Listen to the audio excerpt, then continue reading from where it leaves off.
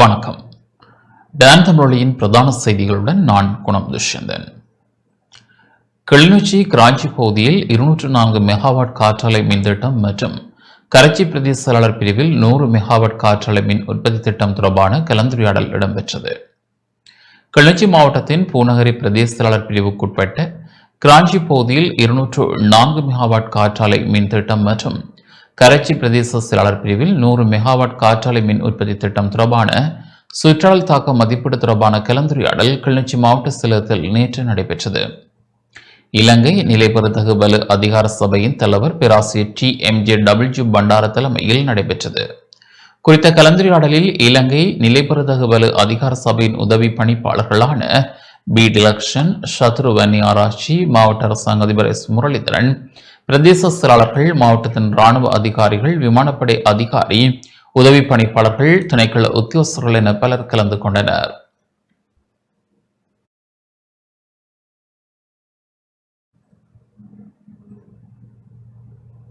வடக்கு மாகாணத்தில் முதன்முறையாக முழுமையாக இயந்திரமயமாக்கப்பட்ட நிலக்கடலை மதிப்பு கூட்டல் அலகை வடக்கு மாகாண ஆளுநர் நவ வேதநாயகன் திறந்து வைத்தார்.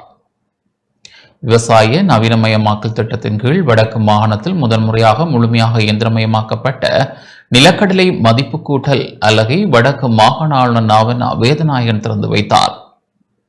இந்நிகழ்வு முல்லைத்தீவு ஒட்டி சுட்டான் பிரதேச செயலர் பிரிவில் முத்துவிநாயகபுரத்தில் முல்லை அக்ரி பிசினஸ் லிமிடெட் நிறுவனத்தில் நேற்று இடம்பெற்றது.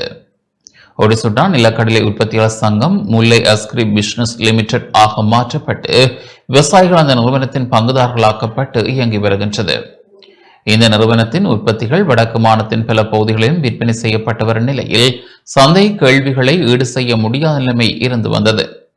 தற்போது உளவு, நாற்று நடுகை, அறுவடையிலிருந்து பொதி செதல் வரையில் இயந்திரமயமாக்கப்பட்டுள்ள நிலையில் சந்தை கேள்விகளை ஈடு செய்யக்கூடிய அளவு உற்பத்திகளை மேற்கொள்ளும் நிலைமை ஏற்பட்டுள்ளது. மேலும் குறித்த பிரதேசத்தைச் சேர்ந்த இளைஞர் மற்றும் இளம் பெண்களுக்கு தொழில் வாய்ப்பு ஏற்படுத்தி கொடுக்கப்பட்டுள்ளது.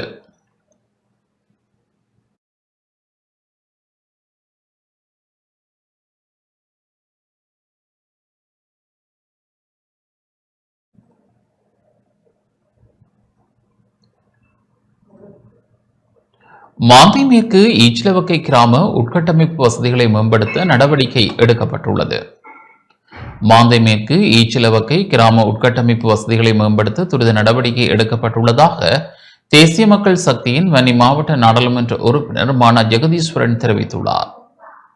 மன்னார் மாவட்டத்தின் உயிலங்குளம், அடம்பன், ஈச்சிலவக்கை ஆகிய கிராமங்களுக்கு நேற்று விஜயம் செய்த நாடாளுமன்ற உறுப்பினர் மானா ஜெகதீஸ்வரன் மக்களை சந்தித்து கலந்துரையாடிய பின் ஊடகங்களுக்கு கருத்து தெரிவிக்கும் போதே இவ்வாறு குறிப்பிட்டார். உயிலங்குளம் ஆரம்ப மருத்துவ பராமரிப்பு பிரிவை பார்வையிட்டோம். இம்மருத்துவமனையானது பல குறைபாடுகளுடன் காணப்படுகின்றது. கிளீன் ஸ்ரீலங்கா வேலை திட்டத்தின் மூலம் இவ்வைத்தியசாலையை சுத்தப்படுத்த உள்ளோம் மற்றும் மலசலக்கூட வசதிகள் செய்து கொடுக்கப்பட வேண்டியுள்ளது. மருந்துகளை வைத்து பராமரிப்பதற்கான குளிரூட்டப்பட்ட வசதிகள் கொண்ட களஞ்சிய சாலை என்பவற்றையும் செய்து கொடுப்பதற்கு நடவடிக்கை எடுத்துள்ளோம்.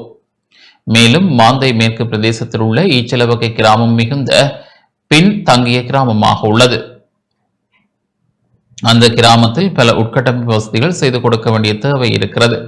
அதனை கருத்தில் கொண்டு மாந்தை மேற்கு பிரதேச செயலக பிரிவில் 3 கிராமங்களை உட்கட்டமைப்பு வசதிகளை மேம்படுத்துவதற்காக தெரிவு செய்துள்ளோம். அதில் ஈச்சிலவக்கை கிராமமும் தெரிவு செய்யப்பட்டுள்ளது. இதன்போது குடிநீர், பாதைகள், பாடசாலை, முன்பள்ளி, ஆலயங்கள் போன்ற அனைத்து இடங்களையும் அபிவிருத்தி செய்வதற்குரிய செயற்திட்ட முன்மொழிவுகளை சம்பந்தப்பட்ட திணைக்களங்களுக்கு வழங்கியுள்ளோம்.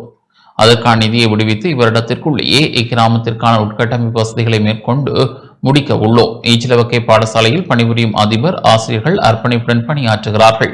விளையாட்டுத்துறையில் இப்பாடசாலை மாணவர்கள் தேசிய மட்டம் வரை சென்று சாதனை புரிந்துள்ளனர். ஆசிரியர், அதிபர் ஆகியோர் விடுதிகளில் தங்கியிருந்து வேலை செய்கிறார்கள். இப்பாடசாலையில் சில வேலைகள் செய்து கொடுக்க வேண்டியுள்ளது. அதனை செய்து முடிப்போம். அது தேசிய மக்கள் சக்தி அரசாங்கம் துரிதமாக இனம் காணப்பட்ட இவ்வேலைகளை செய்து உட்கட்டமைப்பு வசதிகளை மேம்படுத்த நடவடிக்கை எடுக்கும் என தெரிவித்தார்.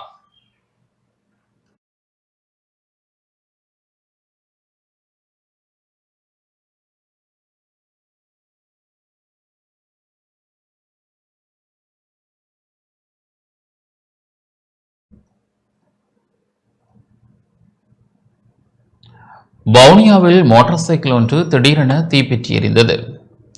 வவுனியாவில் A9 வீதியில் பயணித்த மோட்டார் சைக்கிள் ஒன்று நேற்றைய தினம் இரவு திடீரென தீப்பற்றி எரிந்த சம்பவம் ஒன்று பதிவாகியுள்ளது. வவுனியா நகரிலிருந்து சென்ற மோட்டார் சைக்கிள் ஒன்று வவுனியா மகா வித்தியாலயத்தை அண்மித்து நிறுத்திவிட்டு மீண்டும் புறப்பட தயாரான போது திடீரென தீப்பற்றி எரிந்துள்ளது. தீயை கட்டுப்படுத்த மோட்டார் சைக்கிள் சாரதி மற்றும் வீதியால் சென்றோர் முயன்ற போதும் மோட்டார் சைக்கிள் பகுதியளவில் இருந்து நாசமாகிய பின் தீ கட்டுக்குள் கொண்டு வரப்பட்டது.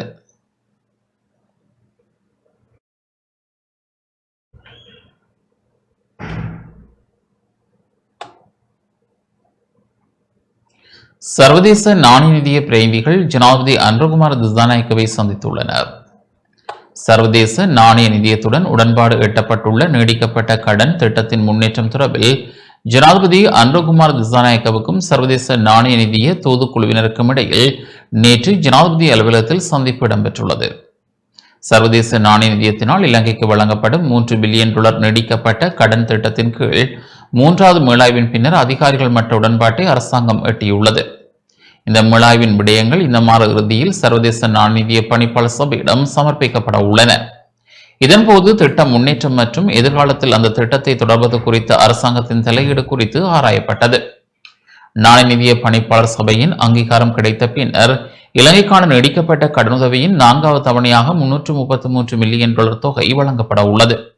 இந்த சந்திப்பில் சர்வதேச நாணய நிதிய நிறைவேற்று பணிப்பாளர் கிருஷ்ணமூர்த்தி சுப்பிரமணியன், சர்வதேச நாணய நிதியத்தின் மாற்று நிறைவேற்று பணிப்பாளர் ஹரிச்சந்திர, பொருளாதார மேம்பாட்டு பிரதி அமைச்சர் அனில் ஜெயந்த பெர்னாண்டோ, ஜனாதிபதியின் செயலாளர் நந்திக சனத்குமார் நாயக்க, நிதியமைச்சின் செயலாளர் மஹிந்த சைவத்தின, மத்திய வங்கி ஆளுநர் நந்தலால் வீரசிங்க உள்ளிட்ட பலர் பங்கேற்றனர்.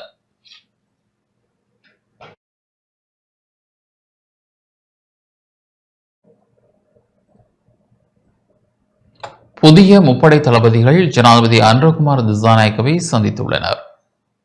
புதிய முப்படை தளபதிகள் நேற்று பிற்பகல் ஜனாதிபதி செயலகத்தில் முப்படைகளின் தளபதி ஜனாதிபதி அன்ருகுமார் திசாநாயக்கவை சந்தித்துள்ளனர். புதிய இராணுவ தளபதி லெப்டினன்ட் ஜெனரல் லசந்த ரோட்ரிகோ, புதிய கடற்படை தளபதி வைஸ் அட்மிரல் காஞ்சன பனாகொட, புதிய விமானப்படை தளபதி ஏர் மார்ஷல் வாசுபந்து எதிர்சிங் ஆகியோர் ஜனாதிபதியை சந்தித்தனர்.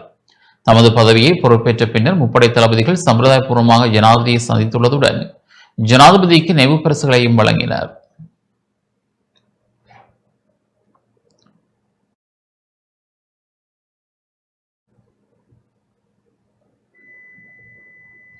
தேசிய மக்கள் சக்தி அரசாங்கத்தின் மீது பல்வேறு குற்றச்சாட்டுகள் முன்வைத்து யாழ் மாவட்ட நாடாளுமன்ற உறுப்பினர் ராமநாதன் அர்ஜுனா சபையில் நேற்று உரை நிகழ்த்தினார். புலமைச் சொத்து சட்டத்தின் கீழான ஒழுங்கு விதிகள் மீது நாடாளுமன்றத்தில் இடம்பெற்ற விவாதத்தில் கலந்து கொண்டு உரையாற்றும் போதே இவ்வாறு குற்றச்சாட்டுகளை முன்வைத்தார். நீர்வள அமைச்சர் சந்திரசேகர் அவர்கள் இருப்பார்கள் என்று அவருக்கு தெளிவாக சொல்லுறேன். நான் யாழ்ப்பாணத்தில் பிறந்தவன், தேசிய தலைவன் பிரபாகரன் பிறந்த வல்வெட்டித்துறையை பார்த்து வளர்ந்தவன் என்ற அடிப்படையிலே நான் இந்த விடயத்தை அவருக்கு சொல்ல விரும்புகிறேன். நாங்கள் சர்க்கஸ் கூடாரம் வைத்தாலும் அங்கே கழுதைகள் குதிரைகள் வந்து நின்றாலும் அவற்றுடன் சேர்ந்து படம் எடுப்பதற்கு தயாராகத்தான் இருக்கிறோம். ஆனால் அவ்வாறான கழுதைகளை எங்களுடைய தலைவராக ஏற்றுக்கொள்ள யாழ் மண்ணில் பிறந்த எந்த தமிழனும், யாழ்ப்பாணத்திலே பிறக்காத எங்களுடைய அமைச்சர் சந்திரசேகர் அவர்கள் சிலையரன் யோசிக்கலாம், தான் சண்டிப்பனம் செய்து என்ன ஏதாவது செய்யலாம் என்று. 44,000 போராளிகளை உயிரோடுத்த என்னுடைய தேசிய தலைவர் வழியில் இருந்த என்ன உங்களால் இப்படி விரட்டையில் வென்றது மிகவும் நகைப்புக்குரிய விடயத்துக்கு வருகிறேன். தேசிய அரசாங்க சக்தி இன்று வரை எங்களுடைய அண்ணன், எங்களுடைய இனத்தை காத்த ஒருவன் ஆனந்த சுதாகரன் விடுதலைக்காக இன்று வரை போராடி கொண்டிருக்கிறோம். அவனுடைய குழந்தைக்காக போராடி கொண்டிருக்கிறோம். விடுதலை செய்யவில்லை. முள்ளிவாய்க்காலிலே கொத்து கொத்தாக படுகொலை செய்த இராணுவத்தை பாதுகாக்கின்ற நிலைமைக்கு தான் தேசிய அரசாங்கம் போகிறது. அதுக்குரிய எந்த பொறுப்பு கூறலும் இல்லை. அது தவிர யாழ்ப்பாணத்திலே 3000 வேலை இல்லாத பட்டதாரிகள் இருக்கிறார்கள். யாராவது உங்களால் ஒரு நடவடிக்கை எடுக்க முடியுமா? அது உங்களுடைய 3 கத்தரி தோட்ட விரலிகள் என்று சொல்வார்கள். எங்களுடைய மக்கள் தவறுதலாக உங்களில் ஏற்பட்ட நம்பிக்கையால் 3 கத்தரி தோட்ட கும்பரைன பம்பையோ என்று சொல்வார்கள். சிங்களத்திலும் சொல்லுகிறேன், 3 கத்தரி தோட்ட விரலிகளால் யாழ்ப்பாணத்திலே ஏதாவது நடந்திருக்கின்றால் இல்லை. நான் தெளிவாக ஒரு விடயத்தை சொல்ல விரும்புகிறேன். எங்களுடைய அமைச்சருக்கு வான்படை, நிலப்படை, கரும்புலிப்படை, இதுவும் போய் ஆகாயப்படை என வைத்திருந்ததுதான் தமிழீழம். எங்களுடைய நன்றி. எங்களுடைய நீங்கள் போய் விக்கிபீடியா பார்த்தால் தெரியும். டிஃபெக்டோ ஸ்டேட் எனப்படுகின்ற ஸ்டேட்டை உருவாக்கிய தமிழ தேசிய தலைவர் பிரபாகரனுடைய பிறந்த மண்ணிலே போய், அது மட்டுமல்ல உங்களால் கொலை செய்யப்பட்ட ரவிராஜ் அண்ணாவினுடைய சாவச்சேரியிலும், உங்களை விட எனக்கு வாக்கு கூடிய சாவச்சேரியிலும் போய் எங்களுடைய மதிப்புக்கு உரிய ஜனாதிபதி போய் உள்ளூராட்சி தேர்தலுக்கு சர்க்கஸ் கூடாரத்தில் நின்று ஆடுவதற்குரிய தேவையை உங்களை யாழ்ப்பாணத்து மண் இப்போது செய்திருக்கிறது. அது மட்டுமல்ல, யாழ்ப்பாணத்தில் பார்த்தால் இப்போது பாதையோர வியாபாரிகளுடைய குரல் வலையை நெரிக்க ஆரம்பித்திருக்கிறீர்கள். பஸ் ஸ்டாண்டில் பிரச்சனை ஆரம்பிக்கிறீர்கள். நான் நினைக்கிறேன் தேசிய அரசாங்க சக்தி, நான் உங்களுடைய ஆதரவாக இருந்தவன், என்னை திட்டமிட்ட ரீதியிலே டிசிசி மீட்டிங் வரக்கூடாது என்பதற்காக 23ஆம் தேதி நடந்த சம்பவத்துக்காக 29ஆம் தேதி வரை வெயிட் பண்ணி என்னுடைய மொபைல் போனை ட்ராக் பண்ணி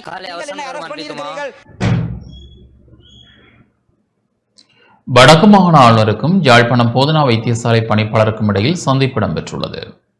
வடக்கு மாகாண ஆளுநர் நாவண்ணா வேதநாயனுக்கும் யாழ்ப்பாணம் போதனா வைத்தியசாலை பணிப்பாளர் தன சத்தியமூர்த்தி தலைமையிலான குழுவினருக்கும் இடையிலான சந்திப்பு நேற்று யாழ்ப்பாணம் போதனா வைத்தியசாலையில் இடம்பெற்றது.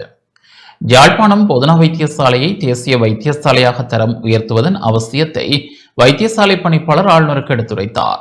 ஆழனி வெற்றிடங்கள் நீண்ட காலமாக மீளாய்வு செய்யப்படவில்லை என்பதுடன் ஏனைய வைத்தியசாலைகளுடன் ஆழனிகளை ஒப்பிட்டு போதனா வைத்தியசாலை ஆழனியின் எண்ணிக்கை அதிகரிக்க வேண்டியதன் அவசியத்தை பணிப்பாளர் சுட்டிக்காட்டினார். யாழ்ப்பாணம் போதனா வைத்தியசாலை சேவைகளை திறம்பட மேற்கொள்வதற்கும் நீண்டகால நோக்கிலான 10 மாடியிலான புதிய கட்டிடத்தின் தேவைப்பாடுகளையும் அதற்கான வரைபடத்தையும் ஆளுநருக்கு காண்பித்து வைத்தியசாலை பணிப்பாளரால் விளக்கம் அளிக்கப்பட்டது. இதற்கான நிதியை பெற்றுத்தருமாறு ஆளுநரிடம் கோரிக்கை முன்வைக்கப்பட்டது.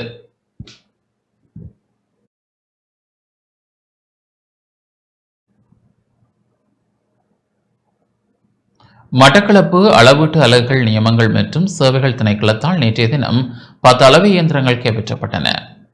மட்டக்களப்பு மாவட்ட அளவீட்டு அலகுகள் நியமங்கள் மற்றும் சேவைகள் திணைக்களத்தினால் பவுனதீவு, பட்டிப்பளை, புறதீவு பற்று, வெல்லாவளி பிரதேசாளர் பிரிவுகளில் நேற்றைய தினம் மேற்கொள்ளப்பட்ட சோதனை நடவடிக்கையின் போது அனுமதியற்று பயன்படுத்தப்பட்ட 10 அளவை உபகரணங்கள் கைப்பற்றப்பட்டதாக அளவீட்டு அலகுகள் நியமங்கள் மற்றும் சேவைகள் திணைக்கள மாவட்ட ஆய்வுக்கூட நிலைய பொறுப்பதிகாரி வியன்னா விக்னேஸ்வரன் தெரிவித்துள்ளார்.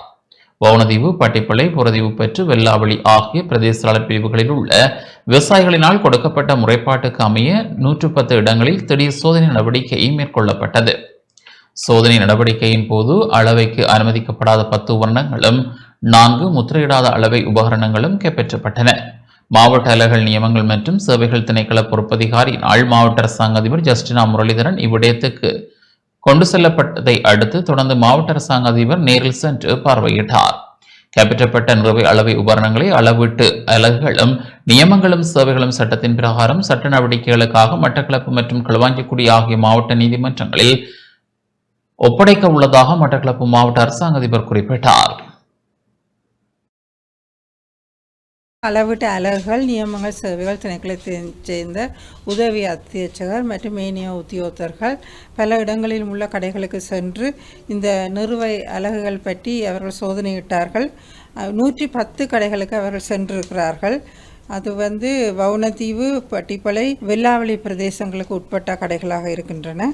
அவற்றிலே 43 தராசுகள் சரியாக அனுமதிக்கப்பட்ட தராசுகளாக இருக்கின்றன.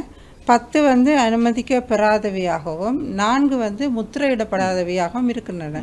எனவே இந்த அனுமதிக்கப்படாத முத்திரையிடப்படாத தராசுகள் யாவும் பறிமுதல் செய்யப்பட்டு தற்பொழுது இந்த அலுவலகத்திலே கொண்டு வைக்கப்பட்டிருக்கின்றன. தொடர்ந்து அவற்றுக்கான நீதிமன்ற நடவடிக்கைகளுக்காக அவை கொடுக்கப்படும். இந்த விஷயத்தில் ஒரு முக்கியமான விஷயம் என்னென்று சொன்னால், இடைத்தரகர்கள் இங்கே தான் இந்த வேலைகளை பார்க்கிறார்கள். இதனால் விவசாயிகளுக்கு பாதிப்பு ஏற்படுகின்றது. அனுமதிக்கப்படாத தராசுகளை கொண்டு அவர்கள் அந்த நெல் உற்பத்திகளை கொள்வனவு செய்கிறார்கள். அது மட்டுமல்ல, அநியாய விலைகளுக்கு கூட அவற்றை அவர்கள் அந்த விவசாயிகளிடமிருந்து பெற்றுக்கொள்கிறார்கள். எனவே நாங்கள் இந்த இடைத்தரகர்கள் மூலம் செய்யப்படும் இந்த செயல்பாடுகளை தடை செய்வதற்கு நடவடிக்கை எடுக்க இருக்கின்றோம்.